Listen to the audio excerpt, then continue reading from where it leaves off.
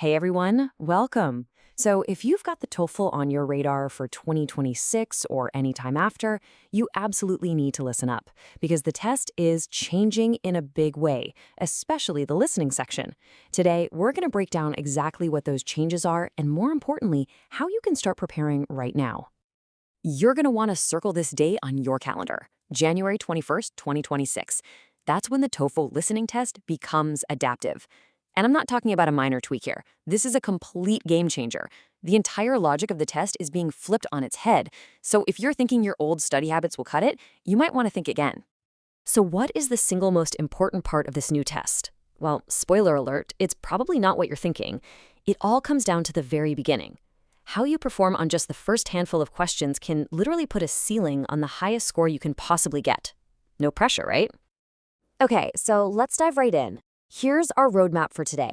We're going to walk through the new test structure, what I'm calling the TOEFL gauntlet. We'll decode how it works, talk about the skills you need to master, and then lay out a strategic plan. Stick with me, and by the end, you'll have a crystal clear path to absolutely crush this new format. All right, first up, the new TOEFL gauntlet. Sounds intense, right? Well, it kind of is. The biggest, most important change is something called the routing module. Think of it like a gatekeeper standing at the very start of the test, and its job is to decide how difficult the rest of your test is going to be. Now you gotta understand, this is not a warm-up. This is the main event right out of the gate. It's high stakes from question 1. Your performance right here, and the magic number is getting more than 60% correct, will literally send you down one of two completely different paths for the rest of the test. So, what are these two paths, and what do they actually mean for your final score? Let's decode this thing and see what's really going on under the hood. And wow, this slide really lays it all out, doesn't it? If you nail that routing module, you unlock the hard module. This is where the big points are. It's your ticket to proving you have that high-level C1, C2 English. But if you score under that 60% threshold, you get funneled into the easy module. And here's the kicker. Your maximum score is now capped. You are literally locked out of getting a top score, no matter how perfectly you answer the rest of the questions. Okay, so let's talk scores. The old 0 to 30 scale, gone. We're moving to a much simpler 1 to 6 scale. And the best part about this is that it lines up perfectly with the CEFR levels. You know, that global standard for language ability that universities all over the world use. So now your score is way easier to understand. It tells them exactly what your English proficiency level is. So here's the number you need to burn into your brain. 5.0.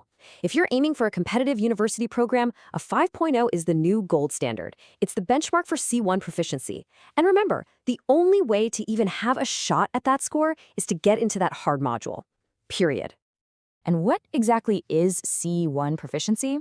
Well, it's way more than just understanding the dictionary definition of words.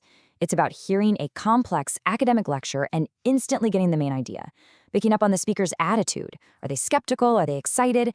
And understanding why they used a certain example at a certain time. And that right there is exactly what the hard module is designed to test. Okay, so you know the stakes. The question is, how do you prepare for this? How do you make sure you get on that hard path? It really boils down to two fundamental skills: building up your listening stamina and absolutely perfecting your note-taking. You can't just sit back and passively listen anymore. You have to be an active participant.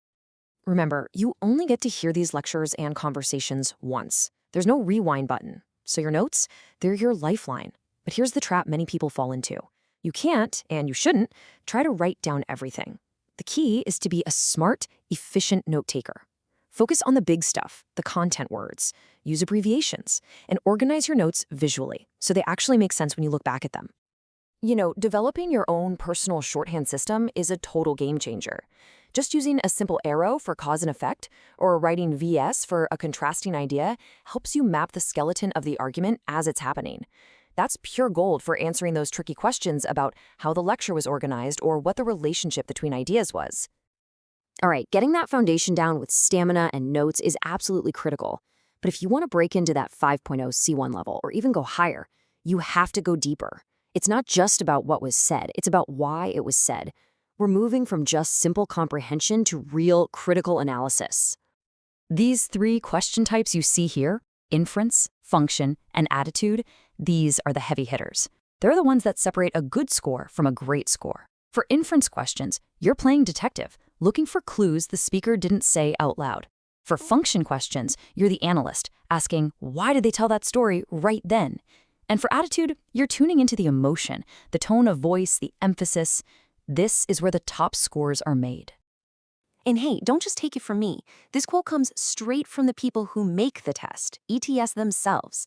They are literally telling you point blank that the highest skill they're looking for, the thing that defines the very top C2 level, is your ability to connect the dots and read between the lines. Okay, so how do we put all of this into action? Let's build a roadmap. Because let's be real, you cannot cram for this new test. It just won't work. To get a top score, you need a smart, structured, multi-month plan. I'd say a 4 to 6 month plan is the sweet spot. You want to spend the first couple of months just building that foundation. Immerse yourself in academic English. Then you start layering on the TOEFL-specific strategies, really hammering down your note-taking system. And in that final stretch, it's all about mock tests. You have to simulate the real pressure of the test to build endurance and find your weak spots before test day. When it comes to resources, you want a really diverse toolbox. Of course, you start with the official stuff from ETS. Their TOEFL Test Ready platform is amazing because it gives you AI feedback on authentic questions. But don't stop there. Branch out. Listen to TED Talks, find university lectures on YouTube. Even super dense stuff like Scientific American's 60-Second Science podcast is fantastic for training your brain to process complex info fast. So after all of this, what's the one thing I really want you to walk away with? It's this. You have to treat that routing module like it's the entire test. Every single answer in that first section is absolutely critical. It's the key that unlocks your potential to even get a chance at a high score. So there you have it. The new TOEFL has thrown down the gauntlet. The rules are different, the stakes are definitely higher, but the path to a great score is totally achievable if you have the right strategy. So my question to you is, now that you know exactly what you're up against, how are you going to change your preparation to conquer it?